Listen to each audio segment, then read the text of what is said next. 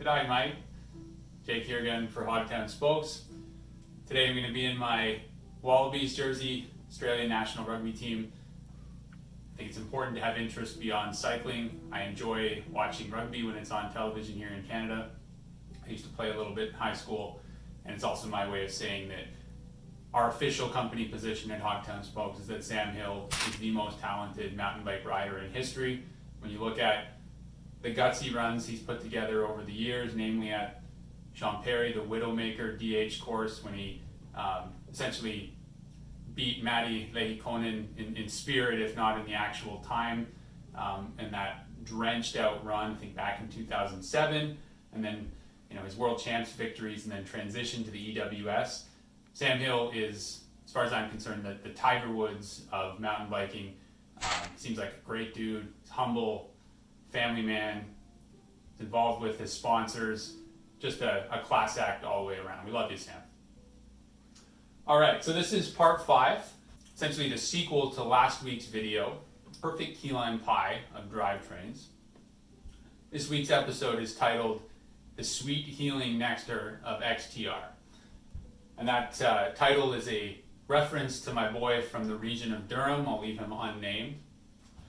What we saw in part 4 was my attempt to create this perfect hybrid drivetrain using the best OEM parts from SRAM, Shimano, and then the hybrid parts that are always a fixture on my bicycle, my Sunrace 11 to 50 wide range 11-speed cassette, and of course my KMC X93 non-series chain. What we were trying to do is put together a high-performance, nearly perfect drivetrain on a budget, because I talked extensively about how buying a true systems engineered drivetrain from top to bottom, whether it's XX1 Eagle or even GX Eagle from SRAM or XTR from Shimano, it's very, very expensive. I don't have the better part of a rent payment, even as a professional mechanic, where image is part of the job, to go ahead and buy those cassettes. So I'm trying to put it together on the cheap and also just do some empirical testing for the purposes of being able to properly advise my clients. What we concluded with last week is you definitely can't make GX Eagle work with an 11-speed drivetrain using Shimano and Sunrace parts. I also had difficulty with the new M9000 XTR shifter, syncing it with my existing M9000 drivetrain. It just wasn't indexing properly. I was having issues essentially trading off between getting into the biggest gears or getting into the smallest gears. And I concluded with the theory that I think that shifter was formulated for this now disappeared, canceled M9100 11-speed cassette that was supposed to have 12-speed spacing. I know that sounds really convoluted, but Shimano's entire product launch of M9100 was, but to their credit, their excellent spokesperson here in North America, Nick Murdoch, seemed to do a pretty good job on Pink Bike early in the new year of clarifying and just taking ownership, which I totally respect. I also concluded by saying that the way to get this perfect hybrid drivetrain may just be to take the leap into an XTR M9000 series rear derailleur and seeing if that extra almost machine gun precision with XTR versus XT would make the difference in giving me the crispest shifting, the best actuation, and the most reliable overall setup. So that's what we've done here. I'm going to talk about the performance now that I've installed the M9000 GS cage rear derailleur, 11-speed, and this is quite the development, how I've been able to actually make that work with the M9100 shifter. If you will, we've pulled victory from the jaws of defeat. The shifter is everything I hoped it would be, and inexplicably, it now works. I will conclude with my theory on why that is, but for now, I'm just going to happily bask in the glory of these results, and we'll show you how the new shifting looks. It's on point. Just before I make the magic happen, I want to point out a couple of things here. Again, this is the XTR M9000 series GS cage, which is the mid cage. To clarify a common misassumption about derailleurs, You don't buy the long cage if you're looking to use a wide range cassette, at least on 11 speed or less. You only buy a long cage if you're running multiple chain rings. In other words, if you have a front derailleur, because the cage is only needed to pick up the extra chain length involved in using multiple gears up front. The GS cage, the mid cage, is more than enough to handle even a 50 tooth cassette if you make proper use of the B limit screw and you have correct cable tension and indexing. You can see that took quite a bit of force, and then to get it back in, same thing. That's a good thing.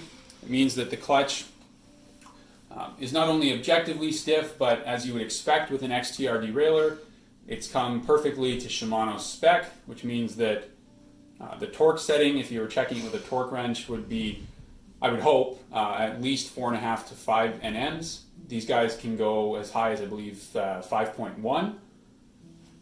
And a stiff clutch means a cage that's not going to kick forward, and I'm not going to experience bad shifting or chain slap in the gnar. A couple of other quick primers. I've talked about this before, but I'll repeat it again. To quote Shimano, the biggest enemy of good shifting is friction.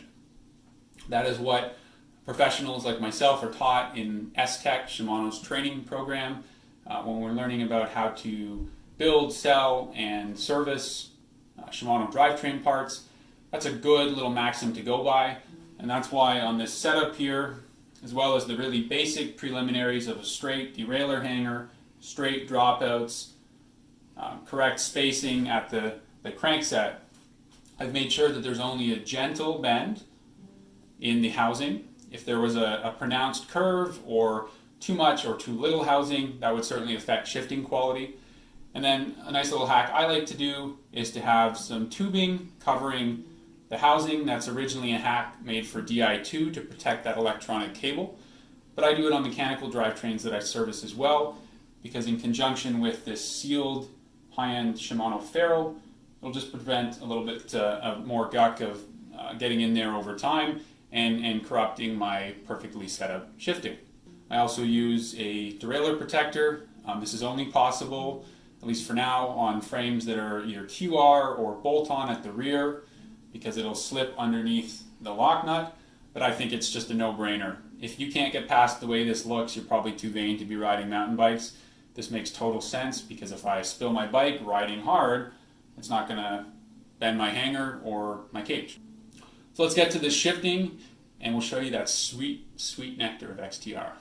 So I'm going to do a shift up the cassette in single shift mode, shift down the cassette in single shift mode, and then I'll do multi-shift for both. And you should notice that the shifting is super crisp, with the sole exception of that same problematic transition, 8th to 9th gears.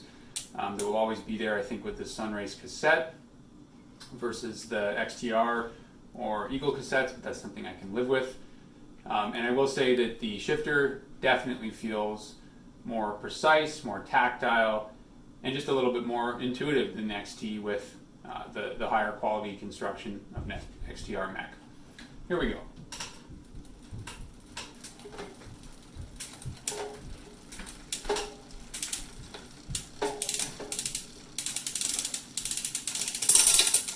There's that problematic fog. Spin backwards in the biggest, no chain drop, an excellent sign.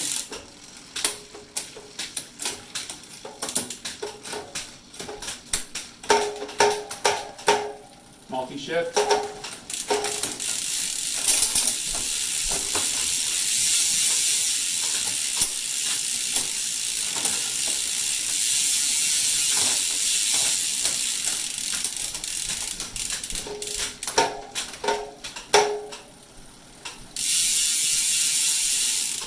Multi-shift especially feels easier with the superior throw of the XTR. You can really feel that bearing and that long tactile lever working to move that chain up the cassette. The gains feel incremental, but combined with the XTR derailleur, which is definitely more precise than XT, I would give my drivetrain an estimated 5 to 10% improvement in both shift quality performance, to the best that we can discern that, without data, and certainly in shift quality feel. So what's our conclusion? A couple of conclusions. One, generally speaking, you want to respect systems engineering and drivetrains. The idea that a group set or a drivetrain is specifically designed to work with its corresponding parts throughout that drivetrain or group set. But what we've determined through our experimenting is that that really is absolutely true with the most important key variables. You need to match the shifter to the mech in terms of make and speed number anyway, and you certainly need to have a chain that has the correct speed as well. If you want to optimize your shifting the furthest, you would make sure you have the same series. So XTR shifter with XTR mech, but that's not to say that you can't use an XT shifter with an XTR mech or a GX Eagle derailleur with an XX1 shifter. That's certainly possible. It just won't be the most optimal. What we've also concluded, though, conclusion number 2, is where there is always room for hybrid variables is in that cassette. I'm a fan of Sunrace, and I will continue to be because of the value involved, and certainly in the chain as well. As long as you match speed number, you can substitute in a non-series chain. I favor KMC because I think the quality for the money is great, and they come in some cool colors as well. I will add one caveat to that, which is that probably the most standalone feature of the new 12-speed drivetrain systems is on the new Shimano system, what they call Hyperglide Plus, and that's the ability to shift under load.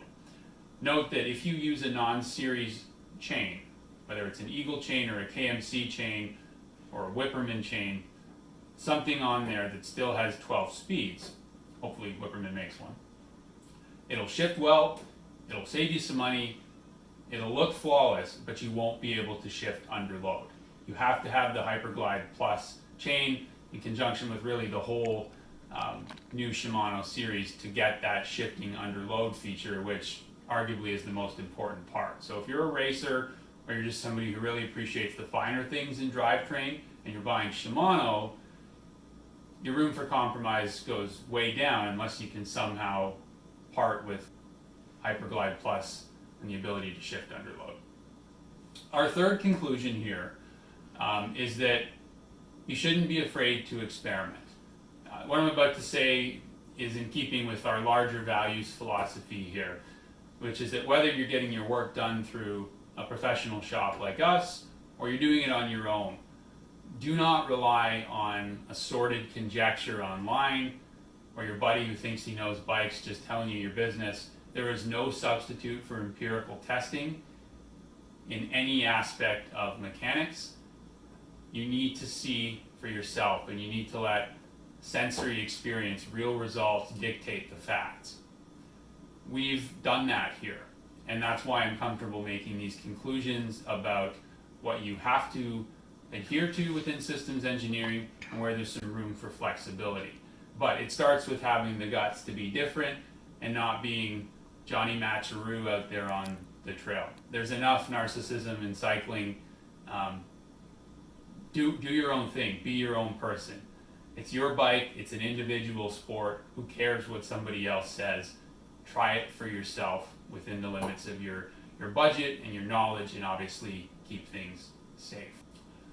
So I'm going to conclude that I have found my perfect key lime pie thanks to the sweet healing nectar of an XTR mech. A final thought, returning to what we said last week and at the start of this video about this mystery 11-speed M9100 series cassette that was supposed to have, if I understand it correctly, 12-speed spacing and 11-speed design, and is now being discontinued.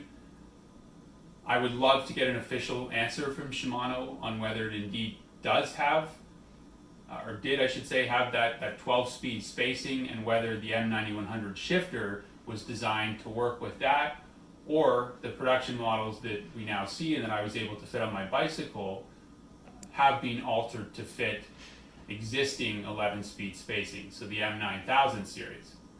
If it's the former, it's probably just through me upgrading to an XTR derailleur that I was able to make that shifter work, because XTR is just that much more precise than XT, and that could explain why I didn't encounter the indexing issues that you saw last week that prevented that shifter from working with my XT M9000 series drivetrain. If it's the latter, and Shimano has altered these shifters to work with their existing stuff in 11 speed, I take my hat off to them, because historically Shimano hasn't been, I would say, is the best in terms of backwards compatibility. They're by no means the only guilty party there, and certainly you have been able to mix series, but you couldn't always go ahead and mix something as new as a jump in speed series with a previous product, an M9100 with an M9000. So if Shimano is realizing that you need to be a little bit flexible, even as the industry leader in an expensive sport with a discerning clientele, I commend them for that. And based on what I've seen on Pink Bike and in interviews that have been posted to YouTube and on Shimano's material with Nick Murdoch, who is the manager of their North American operations, I'm inclined to believe that Shimano is playing ball. Nick seems like a straight shooter and a good guy to deal with, and Shimano needs more of that. We respect deeply the fact that they are a Japanese company and that they're true to their heritage, which they should be very proud of. And that's a heritage of excellence in manufacturing and rigorous scientific protocols.